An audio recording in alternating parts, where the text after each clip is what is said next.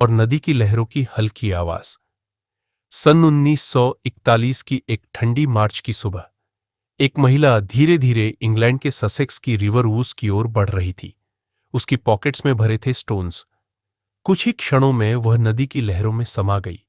इस तरह खत्म हुई 20वीं सदी की सबसे ब्रिलियंट और मिस्टीरियस साहित्यकार की जिंदगी, विर्जिनिया वुल्फ। लेकिन क्या सचमुच उनकी आवाज खामोश हुई? नहीं, उनकी आवाज आज भी जिंदा है, उनकी किताबों में, उनके आइडियाज में। आज हम जानेंगे उनका जीवन, उनकी रचनाएं और उनका सबसे बड़ा योगदान, stream of consciousness. Net exam की तैयारी करने वाले सभी विद्यार्थियों के लिए यह लेक्चर बेहद जरूरी है। वर्जीनिया वुल्फ का असली नाम था एडलाइन वर्जीनिया स्टीफन। उनका जन्म हुआ 25 जनवरी 1882 को लंदन में। पिता सर लेस्ली स्टीफन, एक हिस्टोरियन, क्रिटिक और डिक्शनरी ऑफ नेशनल बायोग्राफी के एडिटर। मां जूलिया स्टीफन, सोसाइटी की मशहूर पर्सनालिटी। घर का लाइब्रेरी बना उनका पहला यूनिवर्सिटी। लेकिन इस गोल्डन परिवार पर जल्दी ही अंधेरा छा गया। सिर्फ 13 साल की उम्र में मां की डेथ हो गई। उसके बाद उनकी सिस्टर की भी मृत्यु हो गई और यहीं से शुरू हुआ उनका पहला मेंटल ब्रेकडाउन। ब्रदर्स को कैम्ब्रिज भेजा गया, लेकिन वर्जीनिया को होम एजुकेशन ही मिला। उन्होंने पढ़ाई के साथ साथ लिखना भी शुरू किया। उनकी फर्स्ट राइटिंग्स छपी टाइम्स लिटरेरी सप्लीमेंट में। ब्लूम्सबरी ग्रुप और मैरिज। 1904 में पिता की डेथ के बाद वर्जीनिया लंदन के ब्लूम्सबरी एरिया में रहने लगी। यही बना मशहूर ब्लूम्सबरी ग्रुप। यह ग्रुप सिर्फ राइटर्स और आर्टिस्ट का नहीं, बल्कि पूरे मॉडर्न इंग्लैंड का इंटेलेक्चुअल हब था। इसके प्रमुख मेंबर्स थे E M Forster, novelist; Lytton Strachey, biographer; Clive Bell, art critic; Vanessa Bell, painter और वर्जीनिया की बहन; John Maynard Keynes, economist; Duncan grant, painter. 1912 में वर्जीनिया ने शादी की लियोनार्ड वुल्फ से। दोनों ने 1917 में मिलकर शुरू किया होगार्थ प्रेस। सोचिए, इसी प्रेस ने पब्लिश किया टी.एस. एलियट की द वेस्टलैंड और सिगमुंड फ्रॉइड के राइटिंग्स। अगर होगार्थ प्रेस न होती तो मॉडर्न लिटरेचर अधूरा रह जाता। Major works, early novels. उनका पहला नॉवल था द वॉयज आउट, 1915। पारंपरिक स्ट्रक्चर, लेकिन भीतर छुपा था एक्सपेरिमेंट। इसके बाद आया नाइट एंड डे, 1919, जिसमें उन्होंने लव, मैरिज और विमेन्स चॉइसेस एक्सप्लोर की। लेकिन वर्जीनिया वुल्फ का मन ट्रेडिशनल नॉवेल से संतुष्ट नहीं था। उन्होंने कहा, the traditional novel is like a cage for the soul. और तब उन्होंने खोजा एक नया रास्ता, स्ट्रीम ऑफ कॉन्शियसनेस। इसका पहला बड़ा प्रयोग था जेकब्स रूम, 1922।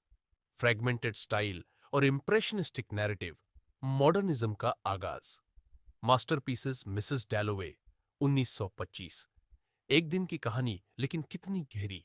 क्लेरिसा डैलोवे पार्टी की तैयारी कर रही है। दूसरी ओर सेप्टिमस स्मिथ, एक फर्स्ट वर्ल्ड वॉर का सोल्जर जो ट्रॉमा और डिप्रेशन से जूझ रहा है।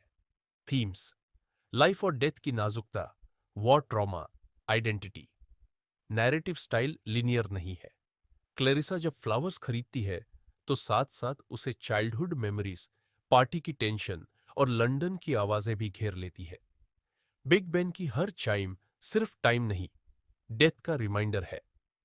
यह नॉवल मॉडर्निस्ट लिटरेचर और स्ट्रीम ऑफ कॉन्शियसनेस का सबसे स्ट्रॉन्ग एग्जाम्पल है। To the lighthouse, 1927। यह नॉवल रामसे फैमिली के इर्द गिर्द है। 3 पार्ट्स में बंटा हुआ। The window, family holiday, children का लाइट हाउस देखने का प्लान। टाइम पासेस, फैमिली बिखर जाती है, मिसेस रैमसे की डेथ हो जाती है, बेटा युद्ध में मारा जाता है। पूरा सेक्शन टाइम के बीतने की आवाज है। द लाइट हाउस, सालों बाद फैमिली वापस आती है। थीम्स, टाइम और मेमोरी, आर्ट और परमानेंस वर्स लाइफ और death. Exam note, time passes section modernism का मास्टरपीस है। ऑरलैंडो, 1928। ऑरलैंडो एक ऐसा कैरेक्टर जो 300 साल तक जीता है, पहले मेल फिर female. Themes, gender, identity, history. Style, biographical fiction और फैंटेसी का अनोखा मिक्स। इसे वर्जीनिया ने डेडिकेट किया था अपनी close friend Vita Sackville West को। The Waves, 1931। यह नॉवल 6 कैरेक्टर्स के पोएटिक मोनोलॉग से बना है। बर्नार्ड, सूजन, रोडा, नेविल, जिनी और लुइस, सबकी इनर वॉइस मिलकर एक कलेक्टिव कॉन्शियसनेस बनाती है। यह वुल्फ की सबसे एक्सपेरिमेंटल राइटिंग मानी जाती है।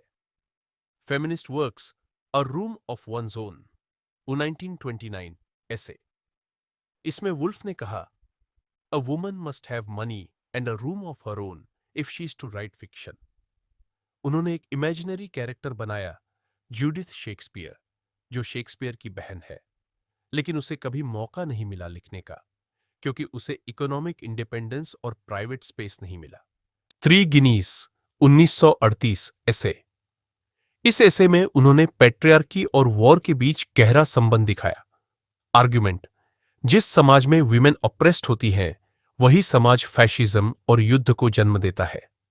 Themes and style, stream of consciousness, mind के raw thoughts, time and memory, linear नहीं, psychological feminism, women's freedom, voice, mental illness and death, characters में ट्रॉमा, पोएटिक प्रोज, प्रोज और पोएट्री।